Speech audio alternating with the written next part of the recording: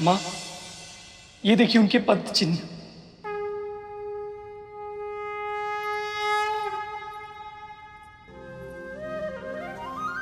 और ये पंख कहां से आया? किसके हैं ये? नारायण, माँ लक्ष्मी के। दीदी, प्रभु नारायण और माँ लक्ष्मी के।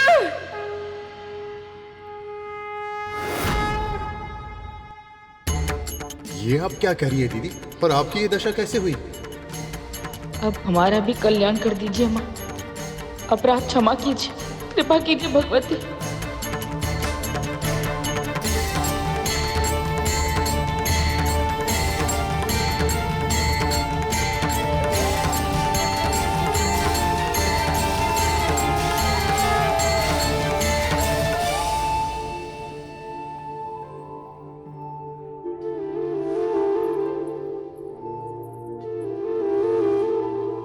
मुझे क्षमा कर देना माता।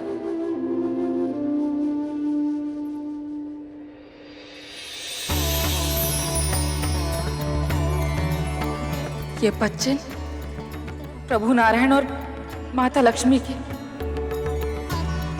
और ये पंख उनका जो शिष्य था, वो उनका कोई सेवक था। अब आपके पटर पटर करने से थोड़ी हर चीज सत्य हो जाएगी। और आपके पुत्र को कई तरह बारस हो गए हैं। अब तक तो अपने घर का मार्ग भी भूल गया होगा आपका राजकुमार।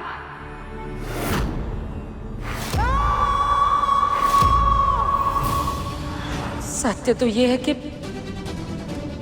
जब भी हम कुछ दुर्वचन कहते थे तो हमें उन स्त्री में दिव्यता दिखती थी।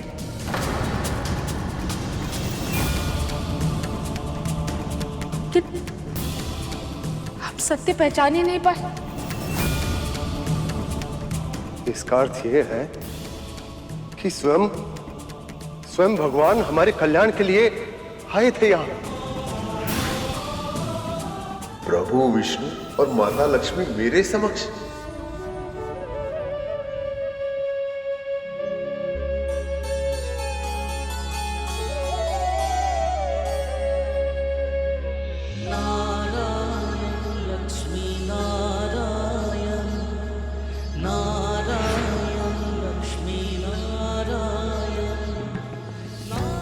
तो उस दिन जो हमें आभास हुआ था वो सत्य था, कोई स्वप्न नहीं।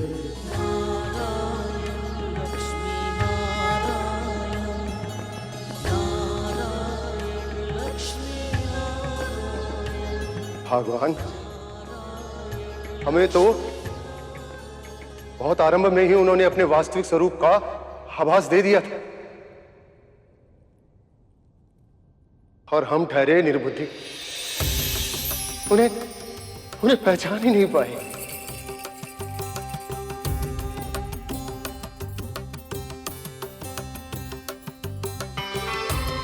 तो हमारे लिए बहुत प्रसन्नता की बात है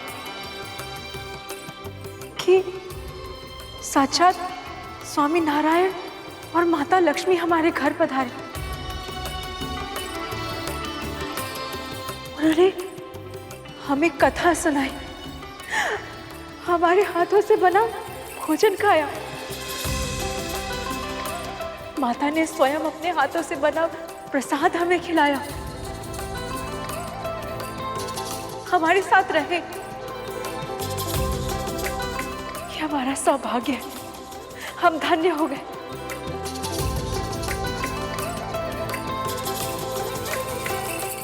हम धन्य हो गए।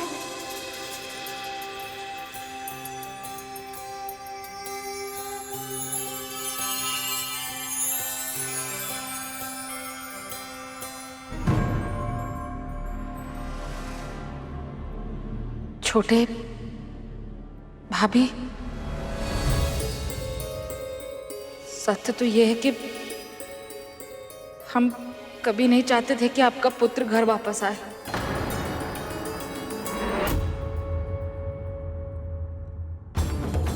संपत्ति के लोभ में अंधे हो गए थे, पर अब हमें हमारी भूल का आभास है।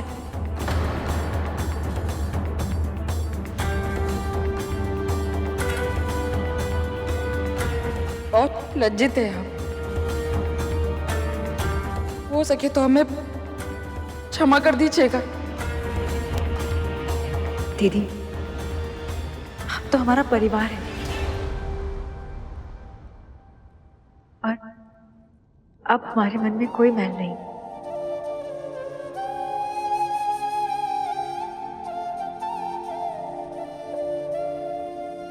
जब स्वयं स्वामी नारायण और माता लक्ष्मी ने आपको क्षमा कर दिया,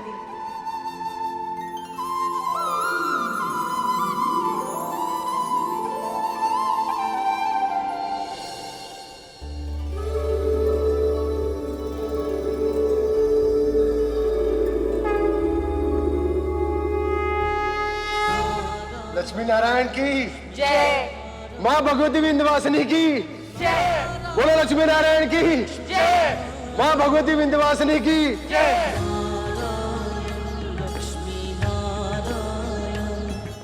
प्रभु, माँ प्रणाम।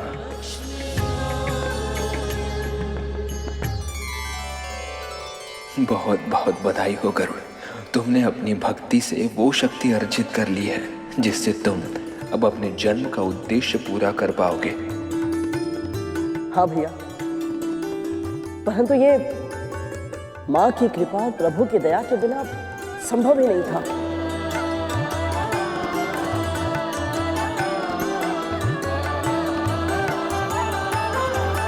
माँ आदिशक्ति के प्रताप से शास्त्री परिवार के साथ साथ अब मेरा भी कल्याण हो जाएगा।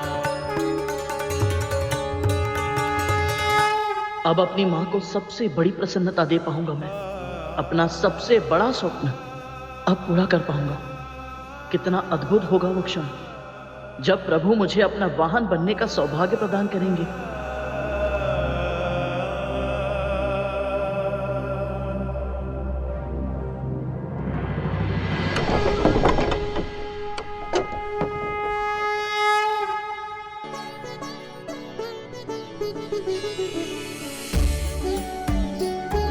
अब तो बहुत समय हो गया, बस अब प्रभु शीघ्र ही आदेश दे ताकि मैं उन्हें संसार के भ्रमण पर ले जा पाऊं।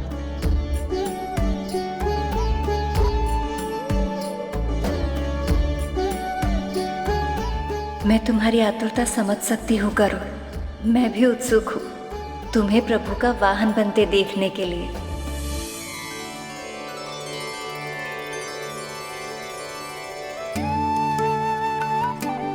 कुछ देर की प्रतीक्षा और सही, बाद वो क्षण शीघ्र आ जाए जब मैं प्रभु को उनकी पहली यात्रा पर ले जाऊं।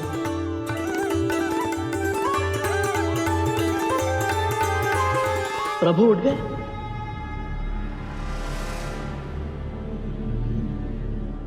अब प्रभु अधिक प्रतीक्षा करना ठीक नहीं होगा। शीघ्र ही तैयार हो जाता हूं ताकि उनका अधिक समय व्यर्थ ना हो।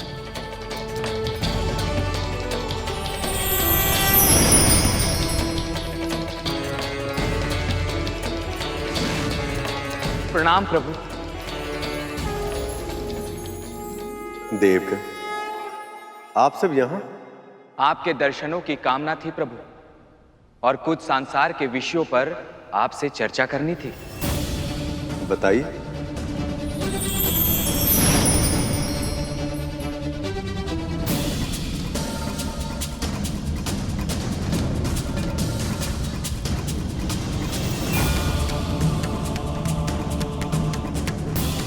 जिस क्षण की प्रतीक्षा मुझे इतने लंबे समय से है, जिसका स्वप्न देखते देखते मेरी माँ ने पलके तक झपकाना छोड़ दिया है, अब वो क्षण आ ही रहा है। हे प्रभु, कब पूरी होगी मेरी कामना? कब सत्य होगा मेरी माँ का स्वप्न?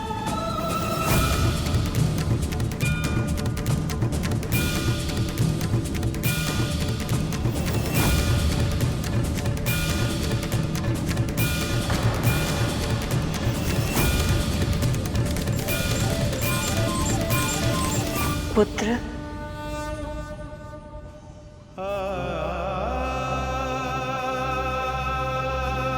तुम अपनी पीड़ा को विंता से नहीं छिपा पाते हो, तो मुझसे क्या छिपाओगे?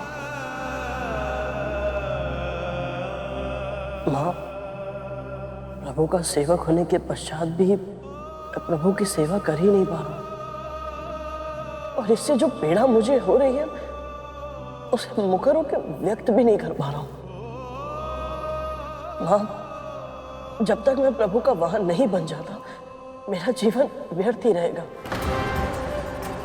अपने उद्देश्य में असफल होने का दंश मेरे हृदय में हर पल चुभता रहेगा। मां, पुत्र, तुम्हारी स्वामी भक्ति में कोई संदेह नहीं है। सत्य कहे तो तुम्हारे जैसे भक्तों की एकनिष्ठ आराधना से ही भगवान को शक्ति मिलती है और वो भगवान बनते हैं। पुत्र, तुम्हें धैर्य रखना होगा। सही समय आने से पहले कुछ नहीं होगा। मैं समझता हूं मां, परंतु जब तक सही समय नहीं आ जाता मैं अपने मन को कैसे समझाऊं? चलो, इसके लिए मेरे पास एक उपाय है। जब तक तुम प्रभु के वाहन नहीं बन पाते, क्यों ना प्रभु के बारे में और बातें जान लो। मां, ये तो बहुत ही उत्तम सुझाव है। प्रभु के बारे में जानने से अधिक उत्तम और क्या हो सकता है? आप बताइए मुझे प्रभु के बारे में।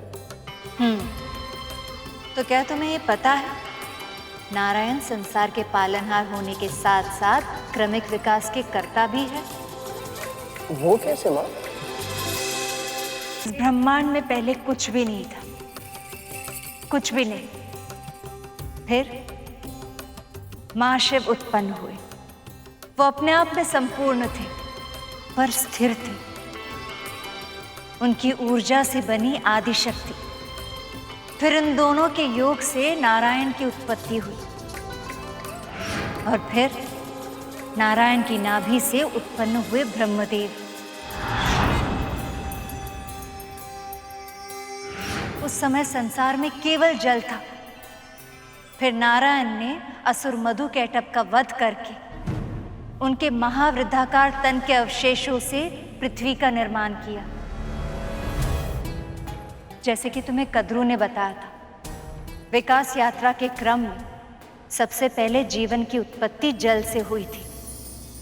प्रलय काल के समय तुम्हारे प्रभु ने मत्स्य अवतार लेकर महाराज सत्यव्रत से नौका का निर्माण करवाया था और सभी प्रजातियों के जीव जंतुओं, कीटों, पक्षियों आदि को उस पर स्थान देने का आदेश दिया था और फिर स्वयं मत्स्य रूप में उस नौके की रज्जू खींचकर उन सब की रक्षा की थी।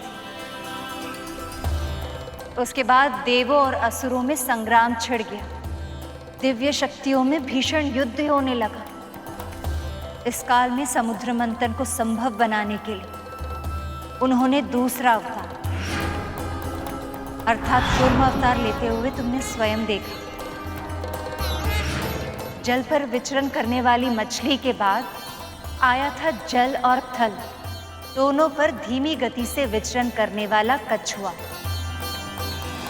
मां, जीवन की विकास यात्रा के इस क्रम में इन दोनों के बाद प्रभु का अगला अवतार कौन सा हुआ था?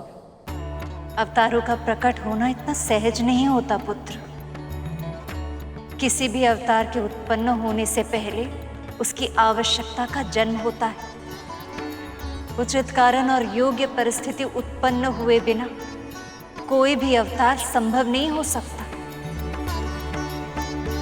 इसलिए प्रभु विष्णु के अगले अवतार के लिए आवश्यक परिस्थिति निर्माण करने के लिए सनकादिक ऋषि वैकुंठ आए।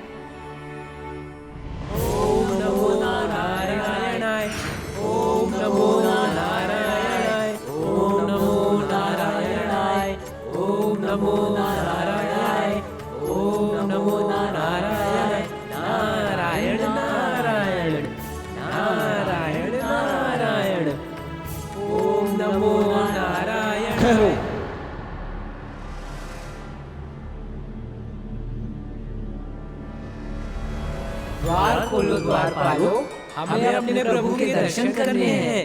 वाह बच्चा, बड़े अधिकार से कह रहे हो। हाँ, कौन हो तुम लोग? हम ब्रह्मदेव के मानस पुत्र हैं और श्री नारायण के भक्त। हमें सनकादि के नाम से जाना जाता है। तुम्हारा नाम कुछ भी क्यों ना हो, इस समय श्री हरि और माँ लक्ष्मी विश्राम कर रही हैं। दर्शन करने हैं तो फिर कभी आना। अब जाओ यहाँ से। भगवान और भक्त में समय और असमय का भेद नहीं होता द्वारपालो। भगवान तो स्वयं अपने भक्तों की प्रतीक्षा करते रहते हैं। ओ, तब क्यों ना आज भक्ति भगवान की प्रतीक्षा कर लें? हाँ?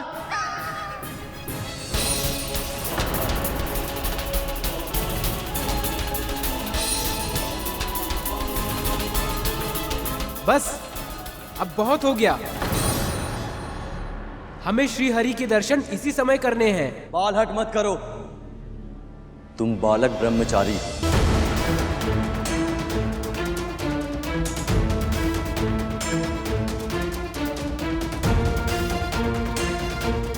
हाँ, अगर तुम चाहो तो हम तुम्हें कुछ मिठाइयां दे सकते हैं।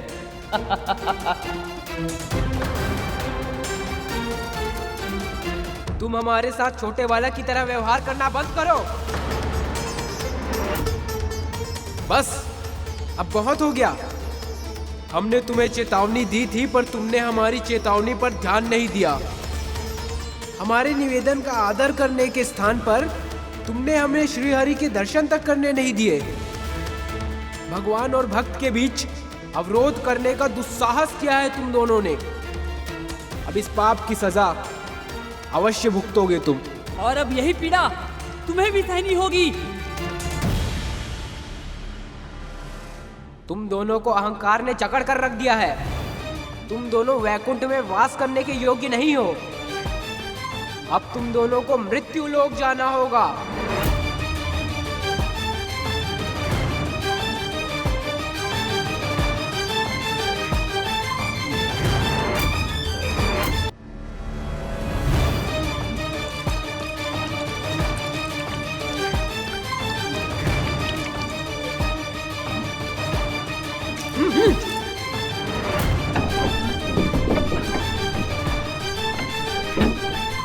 प्रभु,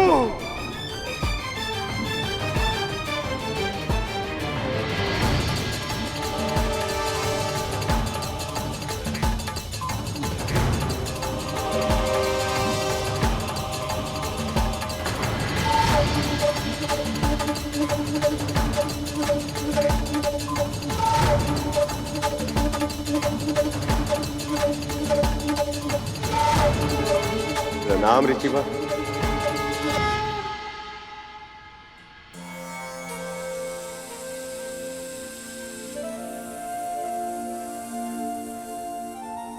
प्रभु, माँ, आपके दर्शन पाकर हम धन्य हो गए। प्रभु, हमारी रक्षा कीजिए प्रभु।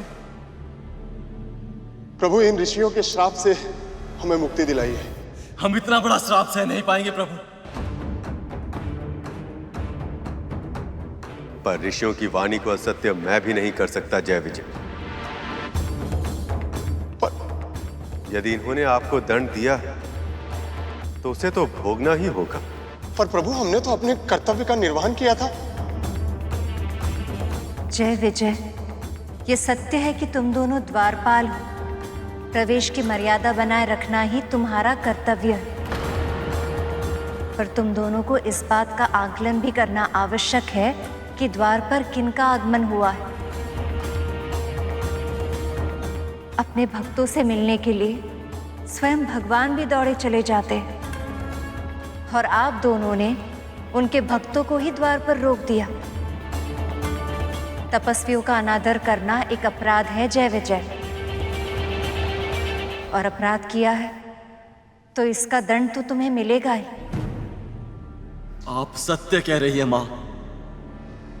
अपराध तो हमने किया, हमें क्षमा कर दीजिए माँ, हमें क्षमा कर दीजिए।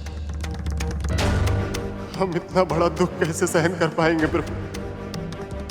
आप तो दीन दयाल है प्रभु, दुखियों का कष्ट हरने वाले हैं प्रभु।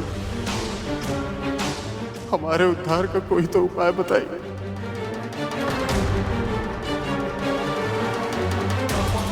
ये कैसी विडंबना है प्रभु। एक ओर भक्तों की करुणा है और दूसरी ओर ऋषियों का मान है। क्या निवारण निकालेंगे आप इस समस्या का?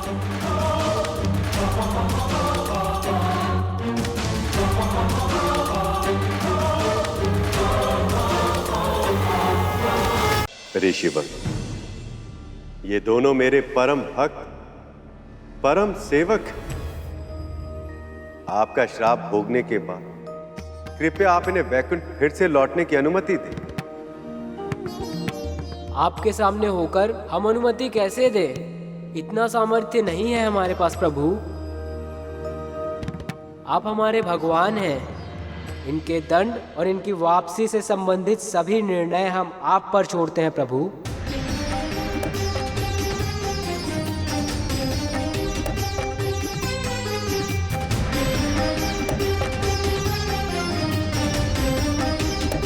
पृथ्वी पर अपना दंड भोगने के बाद तुम दोनों वैकुंठ अवश्य लौटोगे, किंतु उससे पहले या तो तुम्हें 7 जन्मों तक मेरा मित्र बनना होगा या 3 जन्मों तक शत्रु।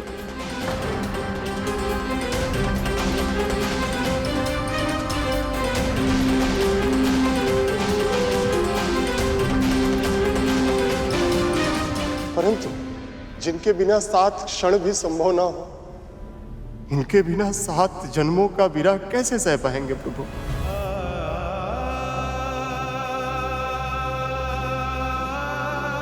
दिन रात जिनके गुणगान करते करते मेरी जीवा नहीं थकती, 3 जन्म हम उनसे शत्रुता कैसे निभा पाएंगे?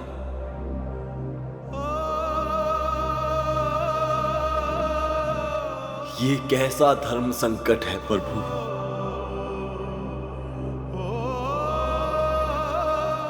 हम जो भी चुनेंगे प्रभु, वो हमारे लिए अत्यंत ही कष्टकारक होगा। क्या हमारा कष्ट देखकर आपको दुख नहीं होगा प्रभु? क्या हम आपके भक्त नहीं हैं?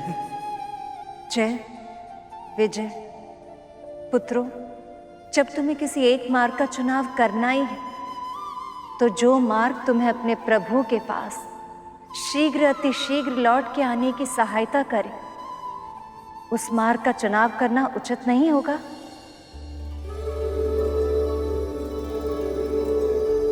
शत्रु के मन मस्तिष्क में भी सदैव अपने प्रतिद्वंदी का ही विचार रहता है।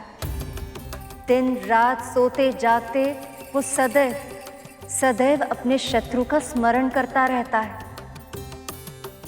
और फिर 3 जन्मों का समय 7 जन्मों से कम भी तो है।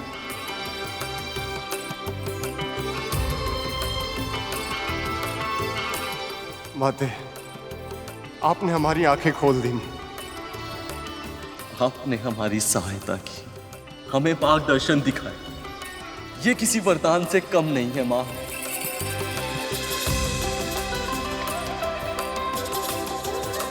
प्रभु,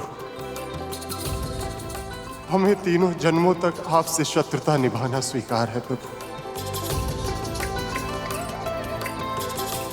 स्वीकार है प्रभु।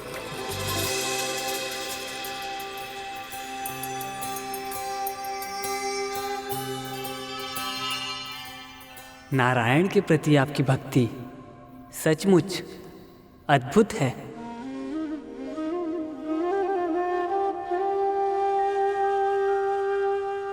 पृथ्वी पर आपका जन्म शीघ्र ही होगा और शीघ्र ही आपको मुक्ति भी मिलेगी, ताकि आप फिर से अपने वैकुंठ में प्रवेश कर सके।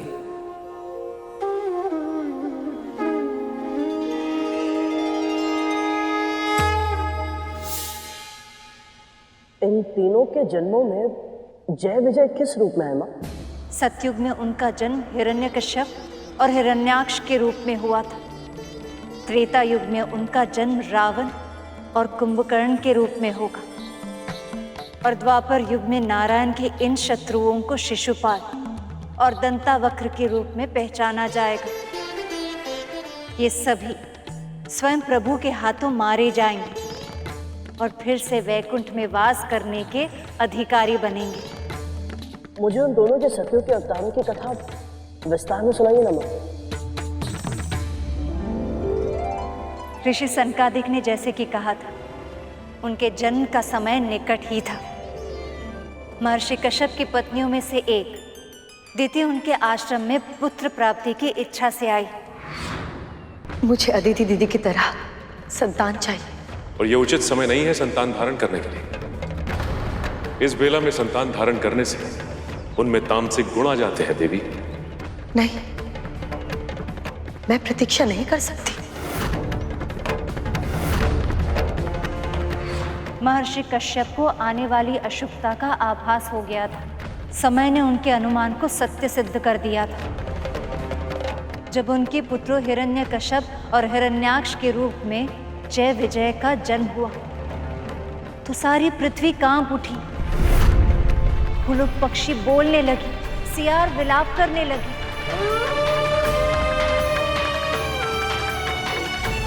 चंद्र को ग्रहण लग गया और समुद्र में चक्रवात उमड़ने लगी। समय के साथ महर्षि के दोनों पुत्र बड़े हुए और उनके आतंक से त्रिलोक त्राही त्राही करने लगा।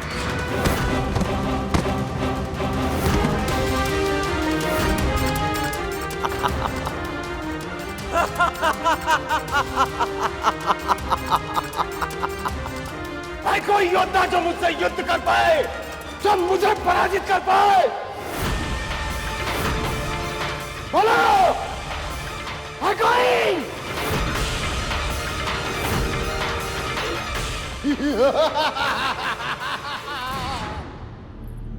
अधर्मी का सबसे बड़ा अवगुण यही होता है। हर सुबह उठकर वो इसी विचार में मग्न होता है कि आज किसके साथ युद्ध किया जाए। हिरण्याक्ष के साथ भी ऐसा ही हुआ था। देवता भी उसके बल के सामने पराजय स्वीकार कर चुके थे। स्वयं को सर्वशक्तिमान समझने लगा था वो। जब एक दिन उसे कुछ साधु श्री नाम जपते हुए, तपस्या करते हुए मिले। ओम विष्णवे नमः स्वाहा, ओम विष्णवे नमः स्वाहा, ओम विष्णवे नमः स्वाहा।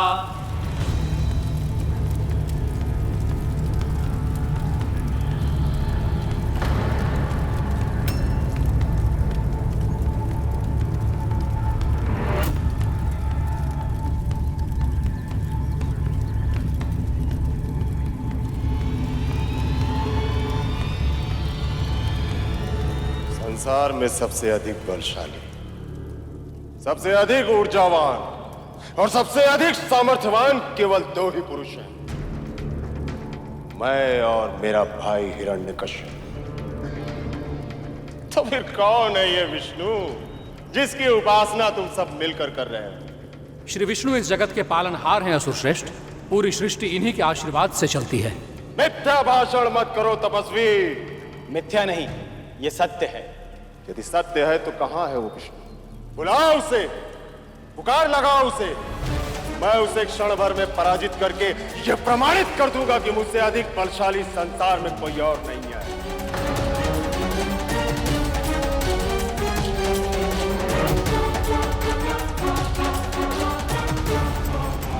क्या हुआ? ऑन क्यों हो गए? यदि अपने प्राणों की रक्षा करना चाहते हो तो बताओ मुझे कि कहां मिलेगा वो और कैसे होगा उससे सामना। हम स्वयं उनके दर्शन के लिए व्याकुल हैं। तभी तो हम लोग यज्ञ कर रहे हैं ताकि इन आहुतियों से उन्हें प्रसन्न कर सकें। आहुतियों के आहार से? अर्थात देवताओं और विष्णु को आहार इन आहुतियों से ही मिलता है। ना होगी आहुति ना मिलेगा आहार, और फिर ना ही प्राप्त होगी शक्ति। यदि मैं तुम्हारे यज्ञ करने पर रोक लगा दूं तो तुम्हारे विष्णु को विवश होकर हमारे समक्ष आना ही होगा।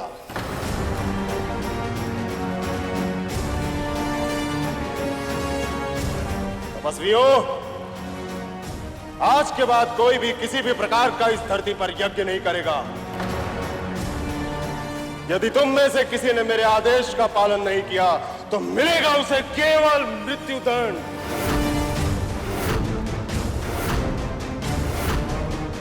मृत्यु के भय से यदि हम में से किसी ने भी यज्ञ को बंद भी कर दिया तब भी तुम्हें कोई विशेष लाभ नहीं होगा हिरण्याक्ष, क्योंकि समूची पृथ्वी पर कोने कोने में भगवान के भक्त यज्ञ कर रहे हैं। कहां कहां पर रोक लगाओगे तुम? कहां कहां बंद करवाओगे यज्ञ को? कोने कोने में, पृथ्वी के हर स्थान पर इस प्रथा को बंद कर दूंगा मैं, और तुम में से यदि किसी भक्त ने मेरे आदेश का पालन नहीं किया तो सारी पृथ्वी को जल में डुबो दूंगा मैं, और तुम सारे भक्त मारे जाओगे, और तब तुम्हारा विष्णु मेरा सामना करने पे विवश हो जाएगा।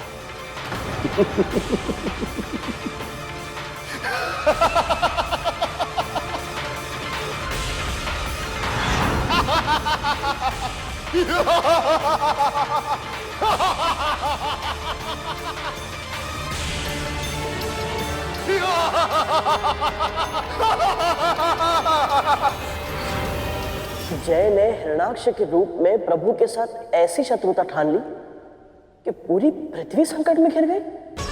जब एक बार किसी में असुरी वृत्ति प्रवेश कर जाती है तो पाप उसे जकड़ लेता है, और जब किसी का मन पाप कर्म से लिप्त हो जाए तो उसे सीमाएं लांघने में अधिक समय नहीं लगता।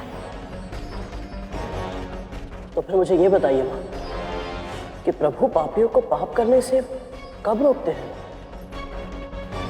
भूल किसी से भी हो सकती है कर्म, इसलिए प्रभु हर पाप करने वाले को प्रायश्चित करने का समय और सुधरने का अवसर अवश्य देते। जय और विजय का पुण्य इतना अधिक था कि जब तक वो ये सभी पाप कर नहीं लेते तब तक ऐसी परिस्थिति बन ही नहीं पाती कि भगवान अवतार लेकर उनका उद्धार करे।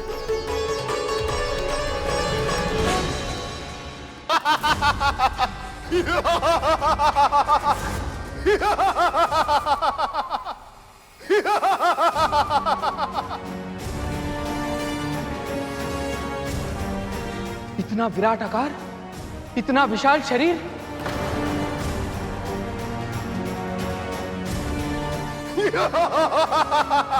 अब इस संसार की रक्षा कैसे होगी?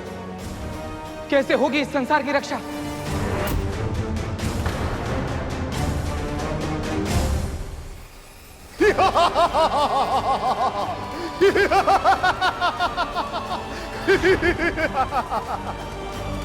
ठहरी असुर शिरोमणि, ऐसा अन्याय मत कीजिए। यदि आप धरती को इसके कक्ष से बाहर निकाल देंगे तो सभी प्राणी मर जाएंगे। धरती पर जीवन का अंत हो जाएगा, और केवल धरती ही नहीं, अन्य ग्रहों पर भी इसका प्रभाव पड़ेगा। और तुम नहीं चाहती कि ऐसा हो, है ना भूदेवी?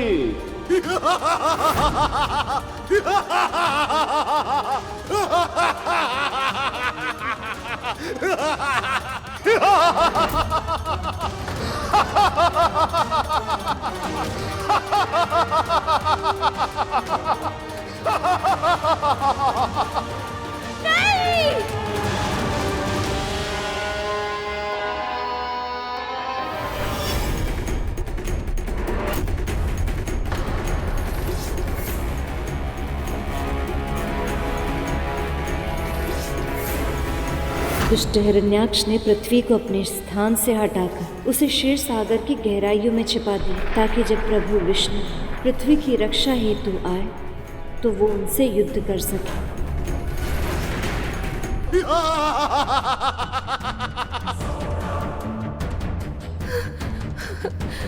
रक्षा कीजिए प्रभु, बचा लीजिए अपनी सृष्टि को। यदि शीघ्र ही आपने कुछ नहीं किया तो विनाश के भस्म के अतिरिक्त और कुछ नहीं बचेगा आपकी प्रिय पृथ्वी पर।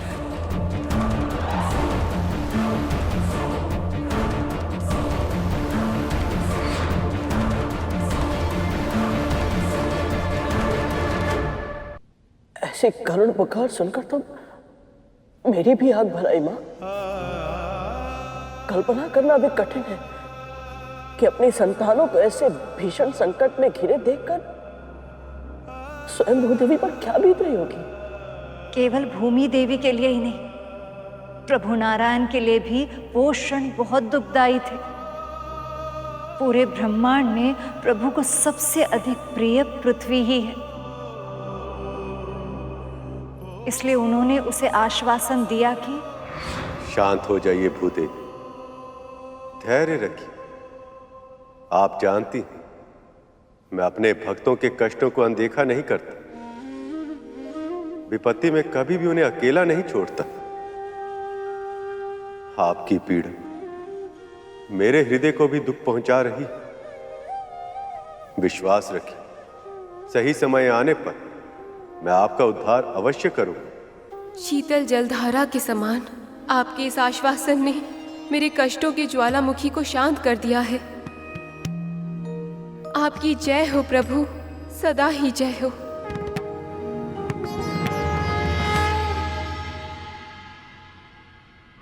सही समय आने पर परंतु माँ, हिरणाक्ष ने पृथ्वी को उनकी कक्षा से, अंतरिक्ष की सहज दूरी से हटा दिया था, समुद्र में ले जाकर कीचड़ में डुबा दिया था। सभी पृथ्वीवासियों का, प्रभु के भक्तों का जीवन संकट में था माँ, और ऐसे में प्रभु किस समय की प्रतीक्षा कर रहे थे?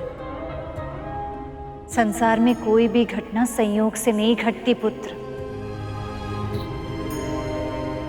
विधि का हर विधान पहले से ही निश्चित है। जिस समय प्रभु के सामने पृथ्वी पर संकट मंडरा रहा था, उसी समय ब्रह्मदेव के मन में सृष्टि का विचार आ रहा था। उस विचार से एक पुरुष और एक स्त्री का जन्म हो गया।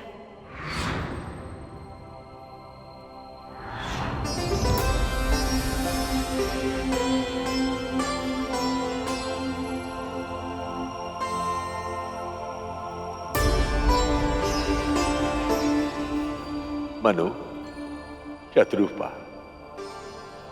अब आप दोनों को ही सृष्टि का सर्जन करना होगा।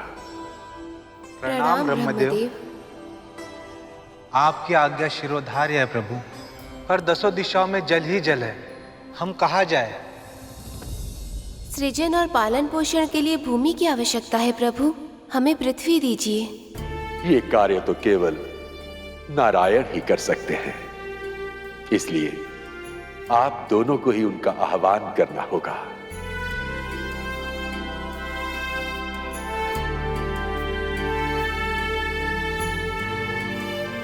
ओम विष्णवे नमः। ओम विष्णवे नमः। ओम विष्णवे नमः। हे जगदीश्वर, अपनी उत्पत्ति के उद्देश्य को पूरा करने के लिए, नए सृष्टि के निर्माण के लिए हमें भूमि की आवश्यकता है। हे विश्वेश्वर, इस पूरी सृष्टि में केवल आप ही हैं जो पृथ्वी को मुक्त कराकर आने वाली पीढ़ियों को जीवन का उपहार दे सकते हैं। हम पर कृपा करें प्रभु। हमारी प्रार्थना स्वीकार करें।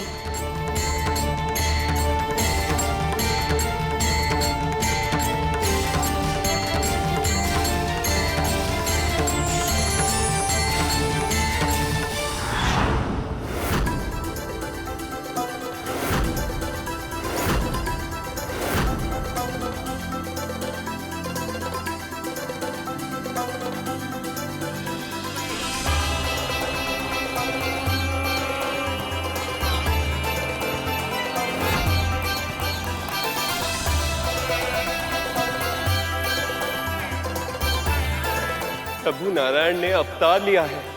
वराह अवतार।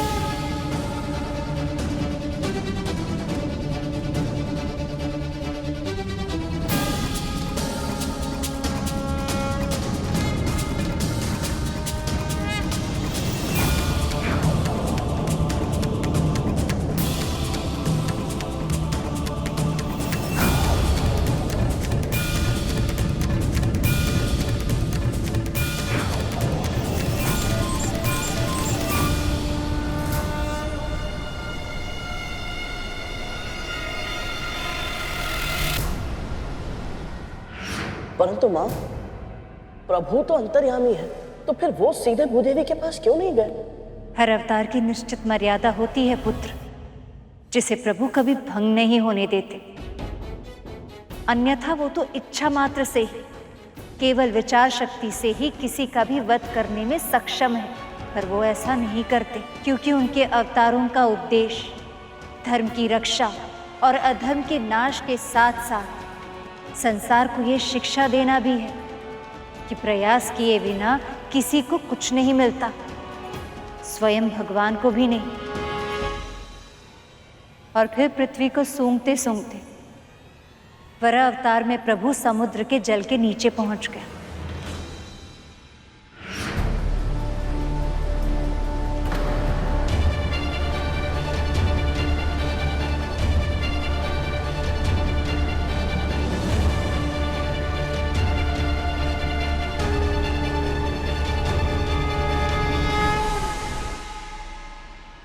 भूदेवी का अब उद्धार होने वाला है।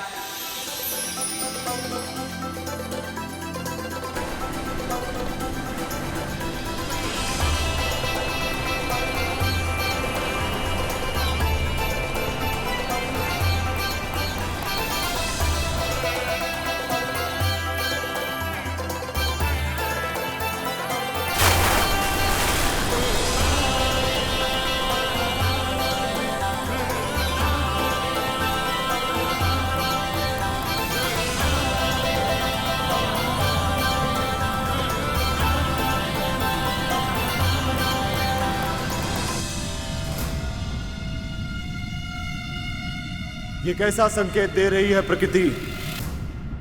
कहीं ऐसा तो नहीं कि विष्णु पृथ्वी को बचाने आ गया है?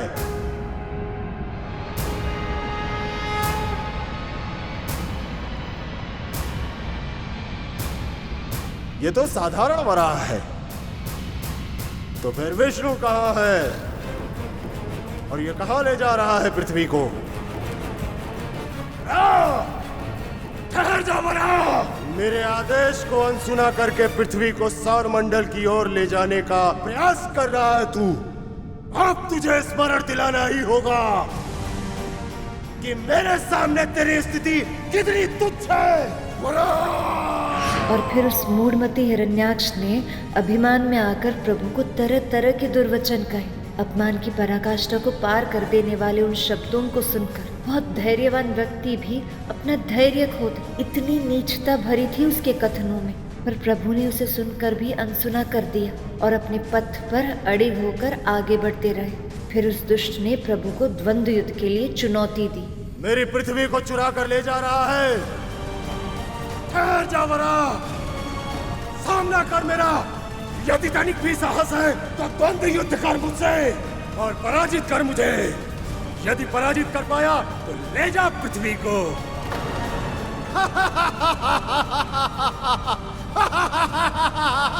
कायर, युद्ध की चुनौती का भी प्रत्युत्तर नहीं दिया तूने।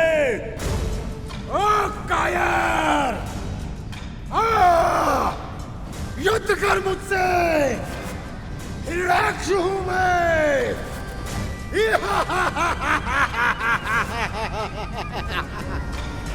प्रभु ने उस दुष्ट हिरण्याक्ष को उत्तर क्यों नहीं दिया? क्यों उसके युद्ध की चुनौती को स्वीकार कर दिया? मां, उसके ललकारने पर प्रभु ने प्रहार क्यों नहीं किया? क्योंकि अपने लक्ष्य की ओर बढ़ते समय किसी उकसावे में आकर भटकना नहीं चाहिए। उस समय प्रभु की प्राथमिकता हिरण्याक्ष का वध करना नहीं, पृथ्वी की रक्षा करना था। इसलिए वो तीव्र गति से ऊपर आए और उस सौर्य मंडल में उसकी निर्धारित कक्षा में स्थापित कर दिया।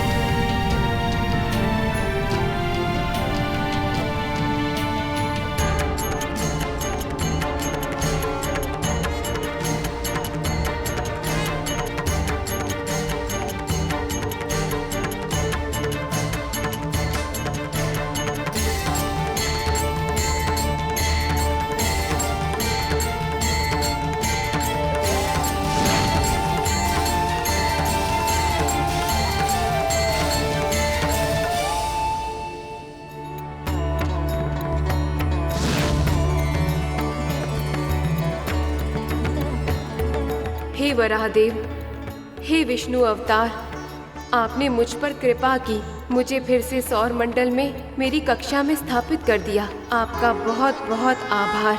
आपकी सदा ही जय हो। आपकी जय हो, आपकी सदा ही जय हो। हे वराह रूपी प्रभु नारायण, कृपया मुझे और शत्रुपा को आशीर्वाद दें ताकि हम दोनों ब्रह्मा जी के आदेश अनुसार पृथ्वी पर नए जीवन का निर्माण कर सकें।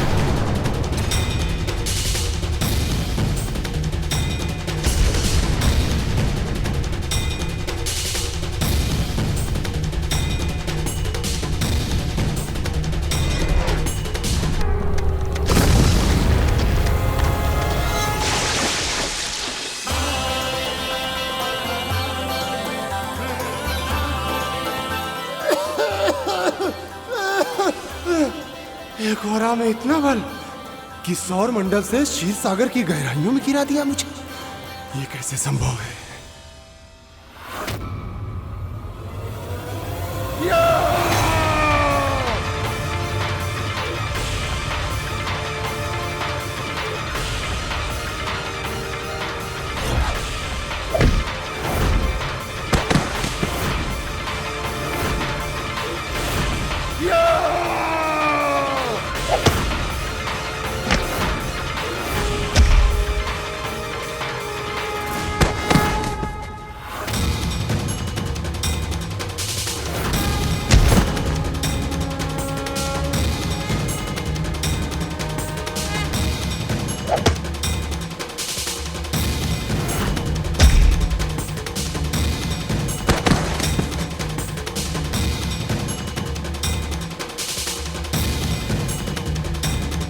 आज तक पूरी सृष्टि में कोई ऐसा योद्धा नहीं था जो मेरा सामना कर पाए, पर इस वराह में अतुलनीय बल है।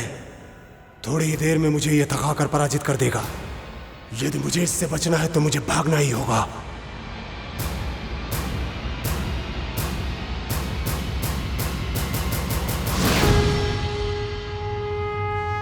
अभी तो वहां था ये, फिर इस दिशा में कैसे आया?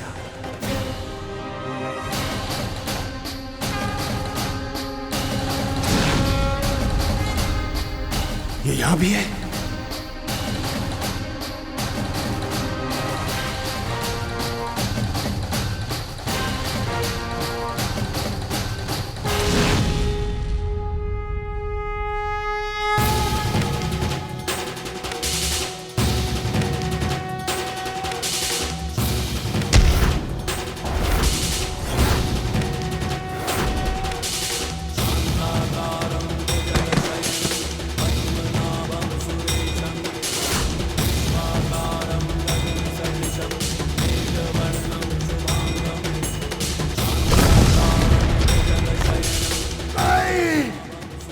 मृत्यु नहीं हो सकती, असंभव है ये।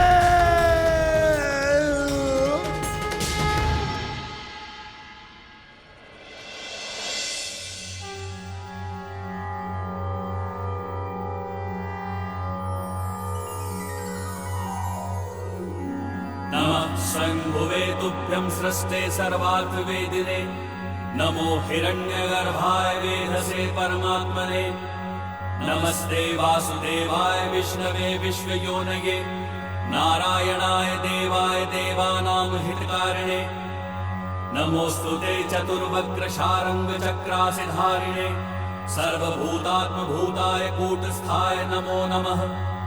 नमोस्तुते वराहाय नमस्ते मत्स्यरूपिणे, नमो योगाधिगम्याय नमः संकर्षणाय ते।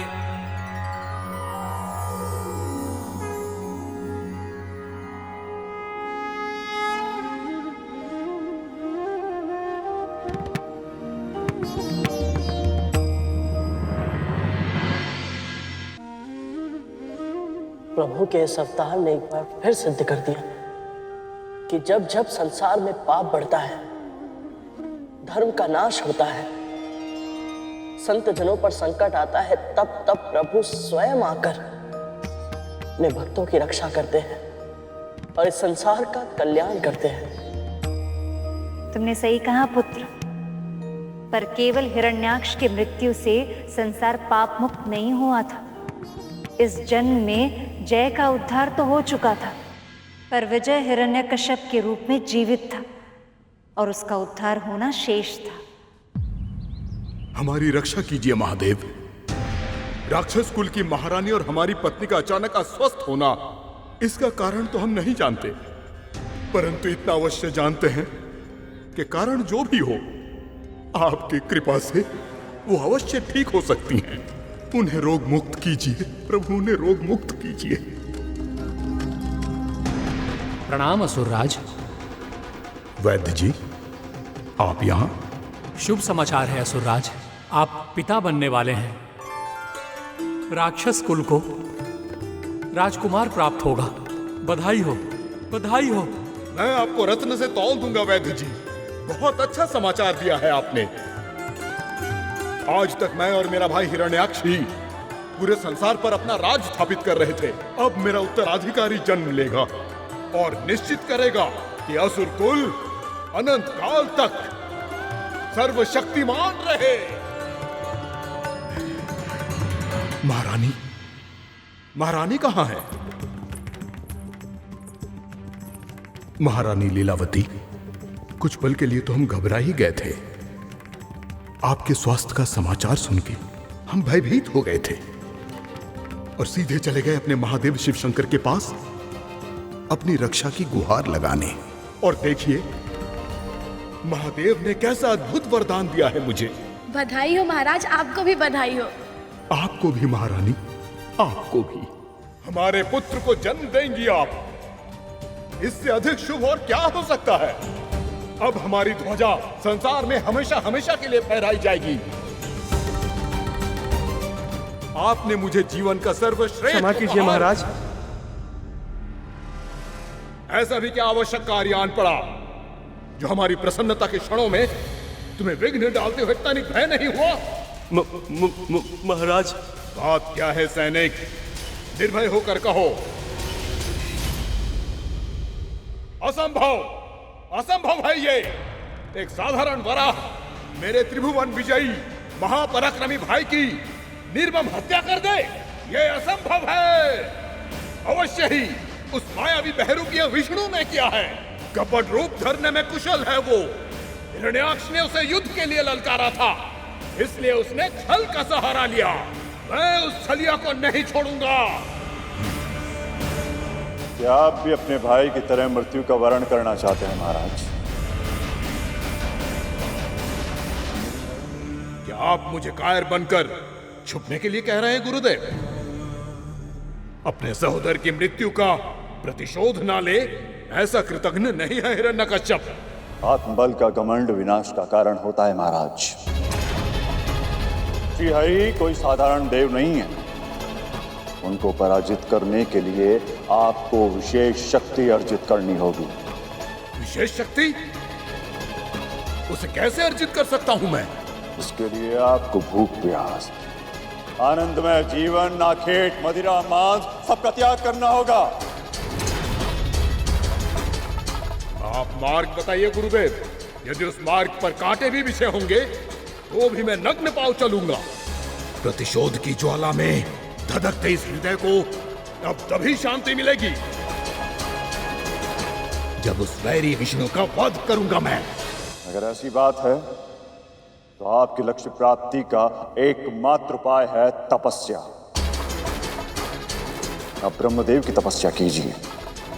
वो आपके पिता मैं, वो अवश्य आपको मनवांछित वरदान देंगे। उत्तम सुझाव है। अब अमरत्व का वरदान पाकर ही लौटूंगा मैं। आशीर्वाद दीजिए गुरुदेव। यशस्वी भव।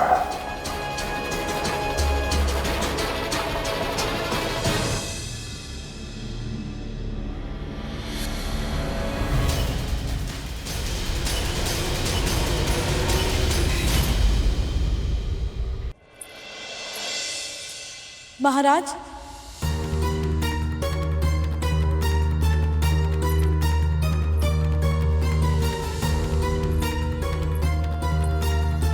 महाराज, कहाँ जा रहे हैं आप?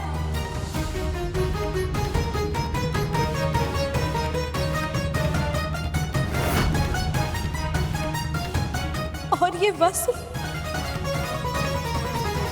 तो क्या आप तपस्या? असुरों की महारानी हैं आप। ऐसे आंसू बहाना आपको शोभा नहीं देता लीलावती। और अब तो आप अकेले भी नहीं हैं।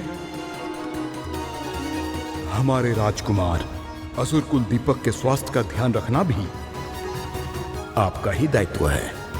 तो ऐसे महत्वपूर्ण समय में आप मुझे अकेले छोड़कर क्यों जा रहे हैं स्वामी? क्या अपने होने वाले पुत्र को दृष्टि भर देखने की इच्छा भी नहीं है आपके मन में? इच्छा तो बहुत है लीलावती, क्योंकि बहुत प्रेम करते हैं इससे। इसीलिए आज इसे छोड़कर जाना होगा। जब मैं अपनी तपस्या से अमरत्व का वरदान प्राप्त कर लूंगा तो मेरी संतान और असुर कुल को देवताओं से कोई भय नहीं होगा। और तब बहुत ही सरलता से अपने शत्रु विष्णु का भी अंत करके मैं हिरण्याक्ष की निर्मम हत्या का भी प्रतिशोध ले लूंगा। कल सुनहरा हो, इसलिए अपने आज को त्यागना ही होगा। ये सब तो मैं समझती हूँ स्वामी, परंतु ना जाने क्यों एक विचित्र सी घबराहट हो रही है। अपना ध्यान रखना लीला।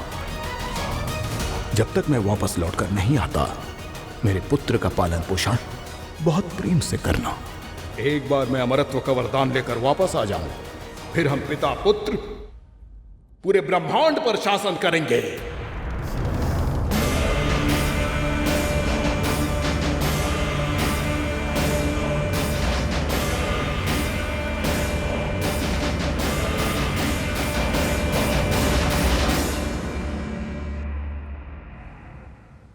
आपको पूरा विश्वास है कि यह सूचना सत्य है वायुदेव? हाँ देवराज, ये सत्य है। हिरण्यकश्यप वरदान प्राप्त करने के उद्देश्य से ब्रह्मा जी की तपस्या करने के लिए निकल चुका है। तो फिर करने दीजिए उसको ये तपस्या, यदि कर पाए तो। मैं समझा नहीं देवराज। हिरण्यकश्यप की आसुरी प्रवृत्ति तपस्या जैसा सत्क्रम उसका मन रमने नहीं देगा अग्निदेव। ब्रह्मदेव को प्रसन्न करने में किसी भी तरह से सफल नहीं हो पाएगा। फिर भी संसार के भविष्य को भाग्य के भरोसे छोड़ना उचित नहीं होगा। मेनका, उर्वशी,